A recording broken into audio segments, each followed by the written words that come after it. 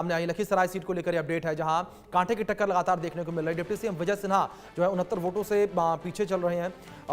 इस बीच भारतीय जनता पार्टी से भी लगातार जो प्रवक्ता है हमारे साथ बनी हुई है, उनका रुख करेंगे।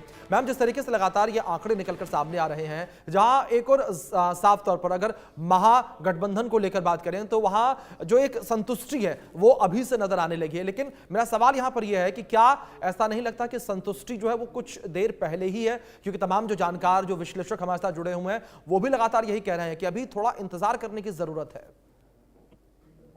देखिए, बिल्कुल आप सही कह रहे हैं, इंतजार तो करना ही चाहिए, लेकिन जो रुझान आ रहे हैं वो इस ओर इशारा तो जरूर कर रहे हैं कि बहुमत एनडीए के पक्ष में है। इसीलिए हम आश्वस्त हैं इस बात को लेकर कि हमारी सरकार बनने जा रही है।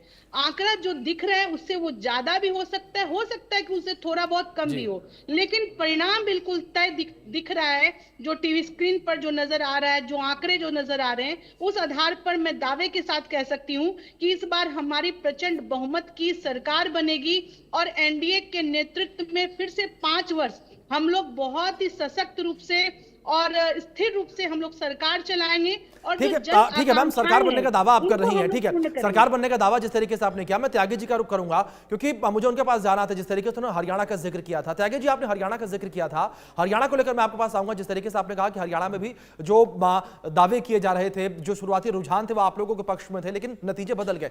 लेकिन मेरा सवाल यहां पर यह त्यागी जी कि हरियाणा में जो गुटबाजी देखने को मिली, क्या आपको नहीं लगता कि उस गुटबाजी का असर था, वो नतीजे शैलजा ग्रुप अलग देखने को मिला, हुडा ग्रुप अलग देखने को मिला, और 1 साल से ज्यादा का समय लग गया आप लोगों को हरियाणा में नेता प्रतिपक्ष चुनने में, क्योंकि इतनी बड़ी गुटबाजी वहां पर, इतनी नाराजगी वहां पर।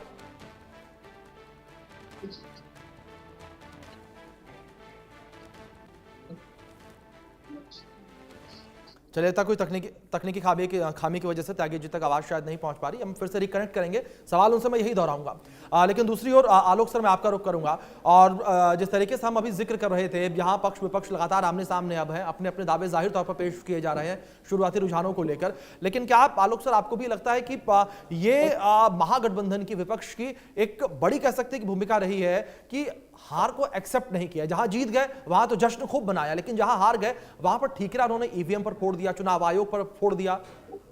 देखिए, ये तो हमेशा पिछले चुनाव में देख चुके हैं हम लोग।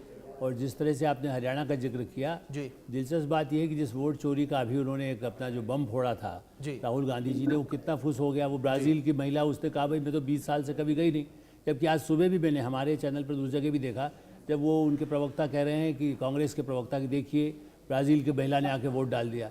वो बेचारी हेयर ड्रेसर हैं और वो भारत का छोड़िए, उन्होंने कोई उनका कोई फ़ोटो कहीं पड़ा हुआ था, उन्होंने डाल दिया और यहाँ पर कह दिया गया। यदि वोटर लिस्ट में कुछ गलत नाम हो सकते हैं तो उन्होंने वोट नहीं डाला ना। नाम यदि कहीं किसी का लिखा है, ये वो टेक्निकल गलती भी हो सकती है या वहाँ के किसी असावधानी। इस तरह से वोट चोरी के आरोप जब लगाते हैं तो ये दुर्भाग्य है कि आप, वरना भूपेंद्र सिंह हुड्डा से बड़ा नेता कोई नहीं था हरियाणा में बिल्कुल वर्षों से। अब भूपेंद्र सिंह हुड्डा ने तो ऐसे आरोप नहीं लगाए। उन्होंने बाहर को जब समझ में आ गया कि हाँ ठीक है, उन्होंने कुछ कहा, गड़बड़ी हुई होगी। लेकिन जिस तरह से राहुल गांधी ने प्रेस कॉन्फ्रेंस की, क्या भूपेंद्र सिंह हुड्डा करेंगे? क्योंकि वो तो एक एक बूथ को जानते थे, उन्होंने अपने वोट लोगों को बूथ पर रखा।